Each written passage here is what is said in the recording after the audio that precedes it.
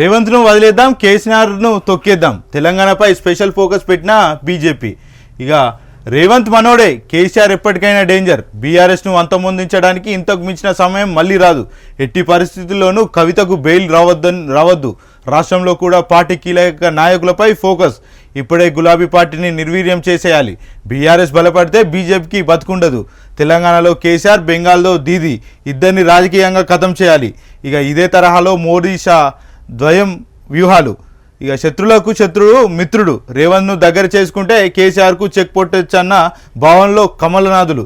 దాంట్లో భాగంగానే రేవంత్ మోడీ చీకటి దోస్తానా. మోడీ మనిషి ఆదానికి పాత బస్తీ కాంట్రాక్టులు. తెలంగాణలో కేసీఆర్నే టార్గెట్గా పెట్టుకున్న బీజేపీ. ఢిల్లీలోని అత్యంత విశ్వసనీయ వర్గాల సమాచారం. నిజంగా బీజేపీ బీఆర్ఎస్ని కానీ బీఆర్ఎస్ అధ్యక్షుని కానీ టార్గెట్ పెట్టుకుందంటే కొన్ని వార్తలు వస్తున్నాయి. ఎంతవరకు నిజమనొచ్చు? ఇప్పుడు అంటే చెప్పుకోవాలనుకుంటే గత ఎలక్షన్లో బీఆర్ఎస్ పార్టీ బీజేపీ పార్టీతోటి పొత్తు కనుక ఒకవేళ పెట్టుకున్నది అనుకో, పరిస్థితులు ఎట్లుండే? తెలంగాణలో కాంగ్రెస్ పార్టీ అనేది ఉంటుండేనా? గత 10 సంవత్సరాల ముందు ఎలా ఉండే మళ్ళీ కాంగ్రెస్ పార్టీ. ఒకవేళ బీజేపీ పార్టీ బీఆర్ఎస్ పార్టీ కనుక రెండు అలయన్స్ తోటి పోటీ చేస్తే రేవంత్ రెడ్డి పరిస్థితి ఎట్లుంటుండే? ఈరోజు మళ్ళీ ఓటుకు నోటు కేసులో జైలుకి వెళ్తుండే పరిస్థితి అనిపిస్తుంది. ఈరోజు బీజేపీ బీఆర్ఎస్ పార్టీ రెండు అంటే ఎన్నికలు వెళ్తే కవిత జైలుకి వెళ్తుండేనా? ఇప్పుడు వెళ్ళకపోతుండే. ఏదైతే స్కామ్ అనే ఆరోపణలు వచ్చాయి దాన్ని పూర్తిగా తుడిచిపెట్టు. కేసీఆర్ ఒకవేళ మోడీతో టైఅప్ అయి ఉంటే ఈ రోజు కనుక ఎట్లుండే అంటే పరిస్థితులు ఖచ్చితంగా వీళ్ళు ఇప్పుడు బీఆర్ఎస్ సంబంధించిన ఎమ్మెల్యేలు కానీ బీజేపీ సంబంధించిన ఎమ్మెల్యే కానీ ఇంకో 10 మందిని బీజేపీలకు తీసుకోవడం అయితే పెద్ద విషయం కాదు.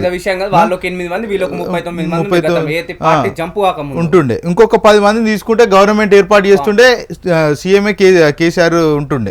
ఈ రోజు ఇటు మరోవైపు ఏదైతే ఎంఐఎం పార్టీ కూడా ఆల్మోస్ట్ బీజేపీకే సపోర్ట్, వాళ్ళకి 9 సీట్లతో సహా సపోర్ట్ ఉంటుండే. కాకపోతే ఇప్పుడు ఉన్న పరిస్థితులు ఏంటంటే కేసీఆర్ కనుక పదవులు కావాలి, మా ప్రభుత్వం ఉండాలి, అధికారంలో మేము ఉండాలనుకుంటే బీజేపీ ప్రభుత్వంతో ఎప్పుడో టైఅప్ అవుతుండే. కానీ ఇలా కాకపోవడానికి ముఖ్య ప్రధానాంశం ఏంటంటే ఆయన పోరాడేదే బీజేపీ పార్టీతోటి, ఆయన పోరాడేదే మోడీతోటి. అట్లాంటి పోరాడేటోడు ఇలా వాళ్ళ బిడ్డ సొంత కూతురు కూడా జైలుకి వెళ్తుందంటే వెనుకాడు వేయకుండా గుండె ధైర్యంతో ముందుకెళ్తున్నాడంటే అర్థం చేసుకోవాలి. తెలంగాణ ప్రజలైనా కూడా, కాంగ్రెస్ నాయకులైనా కూడా, కాంగ్రెస్ కార్యకర్తలైనా కూడా, మీడియా అంటే కాంగ్రెస్ సంబంధించిన మీడియా అయినా కూడా అర్థం చేసుకోవాల్సిన అవసరం ఎంతైనా ఉంటుంది.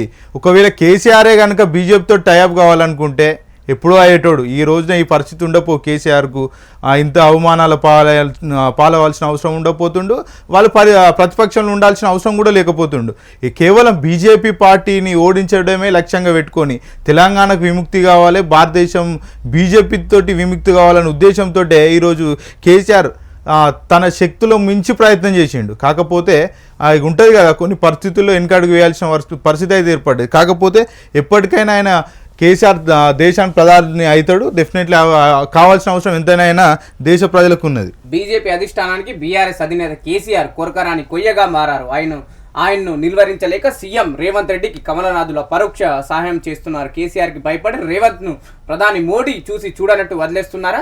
రోజు రోజుకు పడిపోతున్న మోడీ గ్రాఫ్ ఆ రేవంత్ రెడ్డితో బీజేపీ రహస్య స్నేహానికి కారణమైంది. ఎవరి ప్రయోజనాల కోసం ఎవరి పని చేస్తున్నారు? ఈ ప్రశ్నలు ఒక్కొక్కటిగా ఒక్కొక్క రకంగా ఉన్న అన్నిటికీ సమాధానాలు ఒకే చోట దొరుకుతున్నాయి. బీఆర్ఎస్ అధినేత కేంద్రంగా బీజేపీ చేస్తున్న రాజకీయంలో ఇది భాగమని స్పష్టమవుతుంది. ఇంకొక విషయం ఇక్కడ మనం మాట్లాడుకోవాల్సిన అవసరం ఎంతైనా ఉంది. ఎందుకంటే Revanth, BJP, Congress triangle love story. ఎట్లా చెప్పుకోవచ్చు అంటే రేవంత్ రెడ్డి అనేటైనా యూపీఏకు అనుకూలంగా ఉంటాడు. తనే చెప్పిండు బడేబాయ్ చోటేబాయ్. యూపీఏకు అంటే కాంగ్రెస్ కు అనుకూలంగా, రాహుల్ గాంధీకి అనుకూలంగా ఉండాలి. కాకపోతే ఇక్కడ ఏం జరుగుతుందంటే రేవంత్ రెడ్డి గురువైన చంద్రబాబు నాయుడు ఏమో ఎన్డీఏ ప్రభుత్వంలో ఉన్నాడు, రేవంత్ రెడ్డి యూపీఏలో ఉన్నాడు. కాకపోతే ఏం చేస్తున్నారు, రేవంత్ రెడ్డి ఎంత టైం వాళ్ళకే అంటే చంద్రబాబు నాయుడు ప్రియారిటీ ఇచ్చుకుంటా ఆ మోడీని బాడేబాయ్ చోటేబాయ్ అనుకుంటా. ఇప్పుడు ఏంటంటే అంటే ఇట్లా కొత్త తరమైన రాజకీయం అన్నట్టు ఇది. ఏంటంటే ఇప్పుడు ఈయన సైడ్ చూస్తే చంద్రబాబుకు సపోర్ట్ చేస్తూ ఫైట్ తీసుకొస్తుంది, మరోవైపు చూస్తే అటు తన పార్టీకి సంబంధించిన ఇండియా ఐఎన్డిఐ ఇండియా కూటమికి సపోర్ట్ అంటున్నారు. సపోర్ట్ చేస్తున్నాడు. అంటే ఏంటంటే ఇప్పుడు ఇక్కడ చూసుకుంటే రేవంత్ రెడ్డి ప్రజలను మభ్య పెడుతున్నాడు, అభివృద్ధి కోసమే మోడీ జపం చేస్తున్నాను, జనాలను మభ్య పెట్టడం తప్ప అసలు ఆయన రాజకీయ స్వార్థం కోసం. ఇప్పుడు ఒకవేళ మోడీని కనుక ఈ రోజు కనుక కేసీఆర్ ఎట్లా అంటే ఆయనను ఎట్లా విమర్శించిండో ప్రశ్నించిండో ఆ విధంగా ఇవాళ రేవంత్ రెడ్డి కనుక ప్రశ్నించిండు అనుకో, ఫర్ ఎగ్జాంపుల్ ప్రశ్నించిండు అనుకో, కాంగ్రెస్లో ఉన్న సగం మంది మంత్రులు జైలుకి వెళ్ళాల్సిన అవసరం ఉంటుంది. ఎందుకంటే స్కామ్లు ముఖ్యంగా రేవంత్ రెడ్డి గారే ముందు వెళ్తాడు. నోటుకు నేటు కేసు ఓపెన్ చేస్తే పెద్ద విషయం కాదు, 2 రోజులు వాళ్ళు తలుచుకుంటే వాళ్ళ ఈడీ. మరి ఇక్కడ కూడా చూడు, ఈడీ అయినా సిబిఐ అయినా సిఐడి అయినా కూడా కేంద్రానికి సంబంధించిన ఏవైతున్నాయో అవన్నీ రేవంత్ రెడ్డిని ఒక్కరోజు కూడా టార్గెట్ చేయవు.